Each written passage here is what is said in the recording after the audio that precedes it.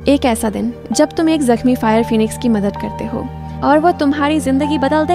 एक अकेला आदमी जिसके दिल में सिर्फ उदासी थी, एक मैजिकल बर्ड से मिलता है जो उसे होप, करेज और जिंदगी का दूसरा चांस देती है। ये कहानी हमें सिखाती है छोटी सी दया और नेक इरादा कभी ना कभी वापस आते हैं। कभी इंसान के रूप में, कभी एक फिनिक्स के रूप में और कभी एक पूरा मैजिकल जर्नी के रूप में।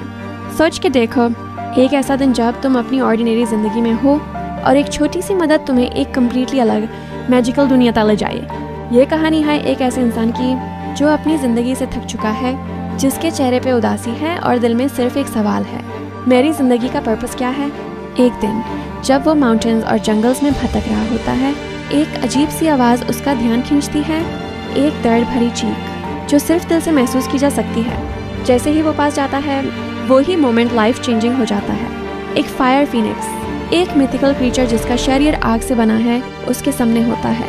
फिनिक्स जख्मी है, उसके पंख जल चुके हैं और वो ज़मीन पर गिरती जा रही है। इंसान के दिल में पहले फियर होता है, पर फिर कंपैशन जग जाता है। वो फिनिक्स को थकता है, पानी देता है, जख्म संभालता है और धीरे धीरे फिनिक्स की ताकत वापस आती है। जैसे ही फिनिक्स उठी, आसमान एकदम रोशन हो जाता है। एक मैजिक मोमेंट होता है। फिनिक्स उस आदमी को एक नज़र देती है, जैसे कि कह रही हो, तुम्हारी दया ने मुझे जिंदा रखा। फिर वो आग के तूफान के साथ उठ जाती है, लीविंग हिम मेस्मराइज्ड। कुछ दिन बाद आदमी अपनी नॉर्मल जिंदगी में लौट आता है, पर अब उसके अंदर एक नई रोशनी है, हर चीज़ में होप देखने की एबिलिटी। तभी एक दिन जब वो पहाड़ों में चल रहा होता है, एक एक्सीडेंट होता है और वो एक डीप चैज़म में गिरने लगता है।